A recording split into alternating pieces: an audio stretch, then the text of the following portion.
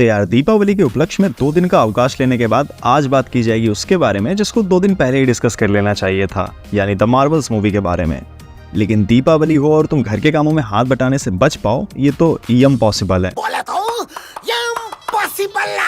पर यार सच बताऊं तो ये फेस्टिवल मुझे सबसे ज्यादा अच्छा लगता है, तो काफी मजा आया। और यही मजा लोकी का लास्ट एपिसोड देखकर भी आया था, जहां मार्वल ने अचानक से अपने एमसीयू का ही वक्त और जज्बात बदल दिया। लेकिन क्या तुमने ये सोचा है कि लोकी के एपिसोड 6 पर हाई करके मार्वल वालों ने same day he the Marvels जैसी मूवी क्यों रिलीज कर दी? उसके फाइनल ट्रेलर में इनकर्जन्स की हिंट देकर ये बिलीव कराने की कोशिश की कि द मार्वल्स मूवी लोकी के एपिसोड 6 का आफ्टर मैथ हो सकती है। बट एक्चुअल में जो हमें दूसरी रियलिटी या टाइमलाइन देखने को मिली, जिसमें हैंक पॉकॉय यानी बीस्ट और मारिया रैम्बो एज बाइनरी दिखाए गए, वो रियलिटी रिजल्ट था मेन यूनिवर्स के स्पेस टाइम में टीयर होने का। और इसकी वजह थी दयाबेन की स्पेस वाली मौसी डार्बेन के हाथों क्वांटम बैंड्स का बहुत ज्यादा इस्तेमाल करना।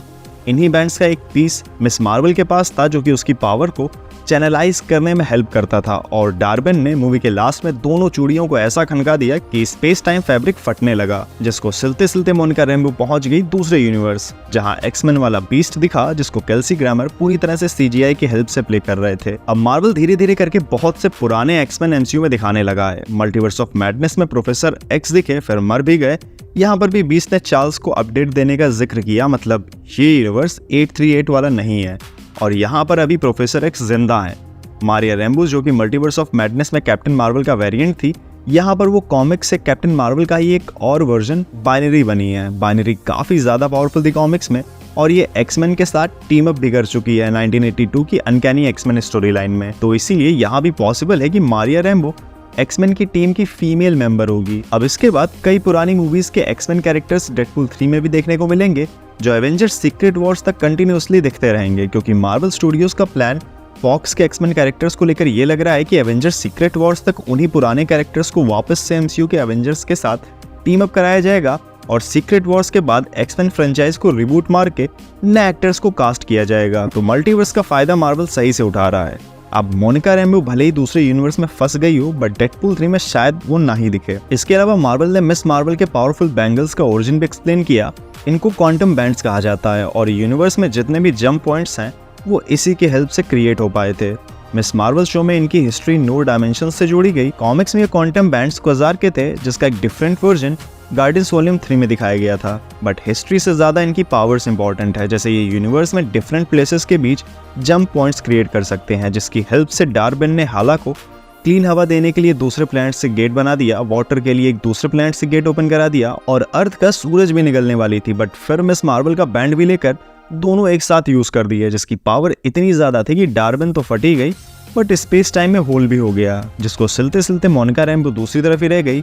मूवी के लास्ट तक एक क्वांटम बैंड मिस मार्वल के हाथ में था, और दूसरा कैप्टन मार्वल ने ले लिया था, क्योंकि दोनों बैंड्स को एक साथ यूज करना किसी अकेले इंसान के बस की बात नहीं है। अब मोनिका रैम्बो से बिछड़ने के बाद मिस मार्वल ने जरा भी देर नहीं की और नई टीम बनाने निकल पड़ी। हॉकाई वाली केट बिशप के घर में घुसकर उसको रिक्रूट करने पहुंच गई। निक फ्यूरी वाला टैब भी ले लिया, जिसमें सारे सुपर पावर्ड लोगों की इन्फॉर्मेशन है। अब इस सीन को मार्वल ने बिल्कुल वैसा ही बनाने की कोशिश की है जैसा पहली आयरन मैन के लास्ट में था, जहां टोनी स्टार्क से मिलने निक फ्यूरी पहुंचता है और टोनी को एक टीम में शामिल होने का ऑफर देता है।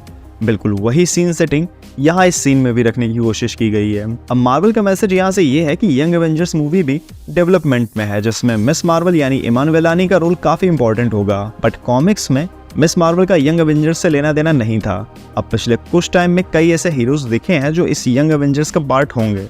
मिस मार्वल, केट बिशप और एंटमैन की बेटी केसी लिंग का तो जिक्र इसी मूवी में हुआ है, प्लस कुछ और भी कैरेक्टर्स हैं, जैसे स्कारलेट विच के बच्चे बिली और टॉमी, जो फिर वापस आने वाले हैं कुछ अगले प्रोजेक्ट्स में। ये भी यंग एवेंजर्स का पार्ट थे कॉमिक्स में, जहां इनके साथ falcon and the winter soldier से पैट्रियट, मल्टीवर्स ऑफ मैडनेस के अमेरिका चैवेज, और ऐसे भी कुछ हीरोज हैं जिनका कॉमिक्स की यंग एवेंजर्स से लेना देना तो नहीं है, बट एमसीयू में उसका पार्ट जरूर होंगे, जैसे आयरन हार्ट, फाइला और हल्क का बेटा स्कार। अब यंग एवेंजर्स की हिंट तो काफी टाइम से मिली रही थी, बट मिस मार्वल के आयरन मैन और निक फ्यूरी वाले सीन की पैरोडी देखने के बाद ये लग रहा है कि सीक्रेट वॉर्स के बाद जो नेक्स्ट एवेंजर्स मूवी होगी वो यंग एवेंजर्स ही होगी, जिसमें और भी कई हीरोज होंगे जो आगे चलकर हमें दिखते रहेंगे। तो अब भले ही the Marvel's movie Loki show की वाइब ना मैच कर पाई हो, बट शो ने इतना हाई कर दिया था कि मूवी एंजॉयबल लगी, और साथ में कई सारे फ्यूचर एमसीयू कनेक्शंस भी थे। अब तुम्हें ये मूवी कैसी लगी कमेंट्स में बताओ। तो ठीक है यार, आज इस वीडियो में इतना ही। अब मिलते हैं नेक्स्ट वीडियो में, तब तक देखते रहो ब्लू आइज पे।